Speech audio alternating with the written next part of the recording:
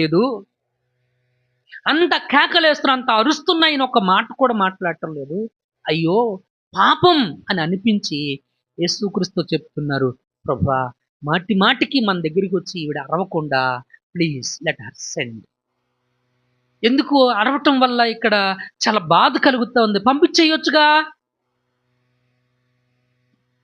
అప్పుడు యేసుక్రీస్తు తన పనేంటో చెప్తాడు. తన పనేంటో చెప్తాడు. చాలా 24వ వచనం. ఆయన ఇశ్రాయేలు ఇంటి వారై నశించిన గొర్రెల యొద్దకే గాని మరి ఎవరి యొద్దకు నేను పంపబడలేదని ఖండితంగా చెప్పాడు. ఇశ్రాయేలు ఇంటి వారిలో నశించిన వారి దగ్గరికి నేను వచ్చాను తప్ప ఇక మరి ఎవరి దగ్గరికి నేను రాలేదు. అంటే ఆవిడ కనాను స్త్రీ, నేను వచ్చింది యూదుల కోసమే, నేను వచ్చింది యూదుల కోసం, యూదులను రక్షించడానికే నేను ప్రస్తుతానికి నేను వచ్చింది, అందుకే వచ్చాను నేను. ప్రస్తుతానికి నేను వచ్చింది అందుకే. కాబట్టి నేను ఒక పని మీద వచ్చాను, నా పని నన్ను చేసుకునివ్వండి. ఆమె అరుస్తుంది కదా, లెట్ హర్ అని యేసుక్రీస్తు సమాధానం ఇచ్చాడు. యేసుక్రీస్తు సమాధానం ఇచ్చాడు. అంటే మొట్టమొదటిసారి ఆమె అరిచిన ఆయన పట్టించుకోలేదు, స్వయంగా తానే తిరస్కరించాడు.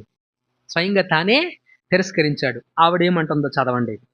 అయినను ఆయన ఆ మాట చెప్పినప్పటికీ, ఓకే, నేను ఇశ్రాయేలుల నశించిన గొర్రెల యొద్దకు వచ్చాను కానీ మరి ఇంకెవరి దగ్గరికి నేను పంపబడలేదు అని చెప్పినప్పటికీ, అయినను ఆమె వచ్చి ఆయనకు మ్రొక్కి ప్రభువా నాకు సహాయం చేయమని అడిగింది. కేకలు వేసి అడిగింది, నా కుమార్తెను కాపాడమని. ప్రభువా నువ్వు ఇశ్రాయేలులో నశించిన వారి దగ్గరికి వచ్చినా నువ్వు నాకు ఎలాంటి సహాయం చేయనని చెప్పిన ఆ మాటకు అర్థం ఏంటి? యేసుక్రీస్తు చెప్పిన మాటకు అర్థం ఏంటి? ఐ డోంట్ హెల్ప్ యూ, నేను నీకు ఎలాంటి సహాయం చేయను. నువ్వు ఉంటావా? నువ్వు నువ్వు నువ్వు మనమైతే ఉంటామా?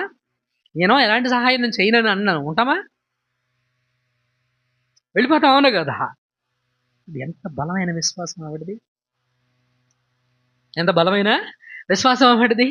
ఎలాంటి సహాయం నేను చేయనని చెప్పినప్పటికి కూడాను అయినను ఆమె వచ్చి ఆయనకు మ్రొక్కి ప్రభువా నాకు సహాయం చేయమని అడిగాను. మళ్ళీ అంటాడు యేసుక్రీస్తు, అందుకు ఆయన సహాయం చేయమని అడిగింది కదా, అందుకు ఆయన ఏమన్నాడు అని అంటే, పిల్లల రొట్టె తీసుకొని కుక్క పిల్లలకు వేయట యుక్తం కాదని చెప్పగా. ఏంటది? పిల్లల రొట్టె తీసుకొని కుక్క పిల్లలకు వేయటం యుక్తం కాదు. నా చిన్నప్పుడు చికెన్ కానీ ఏదైనా తెచ్చినప్పుడు మా ఇంట్లో కుక్క ఉండేది. మా ఇంట్లో